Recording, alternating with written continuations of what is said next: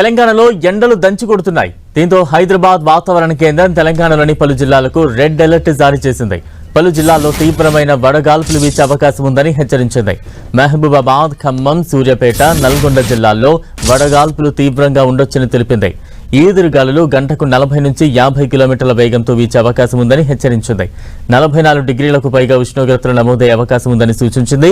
హైదరాబాద్లోనూ 44 డిగ్రీలు నమోదయ్యే ఛాన్స్ ఉంది. 8 జిల్లాల్లో హీట్ వేవ్ హెచ్చరికలు జారీ చేశారు అధికారులు. మధ్యాహ్న వేళల్లో బయట తిరగొద్దని ఐఎండీ సూచించింది. ఉమ్మడి కరీంనగర్, వరంగల్, ఆదిలాబాద్ జిల్లాలకు ఆరెంజ్ హెచ్చరికలు జారీ చేసింది.